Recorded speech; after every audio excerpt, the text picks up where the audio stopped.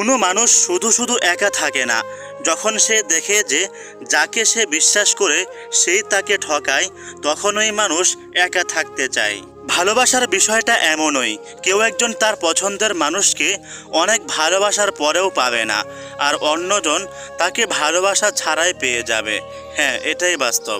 ভালোবাসার মানুষের সাথে রাগ করে আপনি শুয়ে যেতে পারবেন, কিন্তু ঘুমাতে পারবেন না।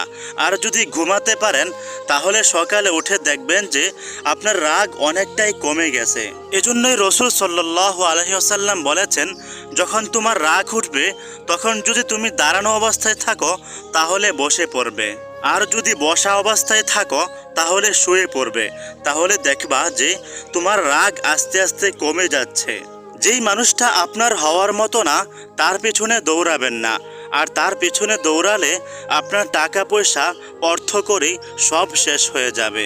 কাউকে ভালোবাসার পর তাকে যদি মনের মতো বানাতে চান, তাহলে তাকে সময় দিতে হবে, আর মনের মতো হওয়ার জন্য অপেক্ষা করতে হবে। তোমাকে পাওয়ার জন্য যে নিজের সব কিছু ছেড়ে আসতে পারে, একদিন সে অন্য কাউকে পাওয়ার জন্য তোমাকেও ছেড়ে যেতে পারে। নিজের প্রিয় মানুষকে পাওয়ার জন্য কখনো বন্ধুদেরকে অবহেলা করবেন না, কারণ আপনি জীবনে কখন কি সমস্যায় পড়ে যান এটা বলা যায় না। আর জীবনের অধিকাংশ সমস্যার সমাধানের জন্য বন্ধুবান্ধবের হাত সবচেয়ে বেশি থাকে।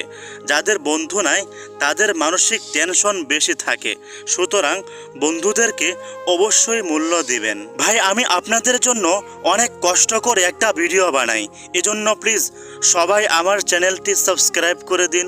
সে আমার মনের মতো হতে পারেনি এই বলে তাকে যদি আপনি ছেড়ে চলে আসেন আর অন্য কারোর কাছে যান, আর সেখানে গিয়েও দেখেন যে সে আপনার মতো না, তাহলে বুঝবেন যে আপনি সারা জীবনেও নিজের মনের মতো মানুষ পাবেন না। আসলে মানুষকে মনের মতো মানুষ বানিয়ে নিতে হয়। যেই মানুষটার সাথে কথা বলার জন্য দোকান থেকে বাকি রিসার্চ আনতাম, সেই মানুষটাই আজ আমার জীবন থেকে হারিয়ে গেছে। এখন আমাকে ওই দোকানদার জিজ্ঞাসা করে যে, ভাই, আগে তো তুমি দেখতাম যে আমার দোকানে রোজ আসতে, কিন্তু এখন আসো না কেন?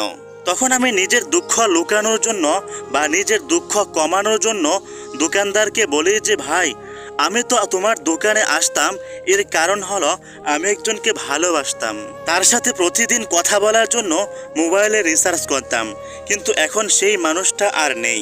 সেই মানুষটা এখন অন্যের হয়ে গেছে। আসলে মানুষ তার ভালোবাসার কথা কাউকে জানায় না, কিন্তু যখন ভালোবাসার মানুষটি হারিয়ে যায়, তখন সে নিজের দুঃখ কমানোর জন্য তার বন্ধুদেরকে বলে যে, ভাই, আমি একজনকে জীবন দিয়ে ভালোবাসতাম, কিন্তু সেই মানুষটা আমাকে এভাবে ছেড়ে চলে যাবে এমনটা মোটেও ভাবতে পারিনি।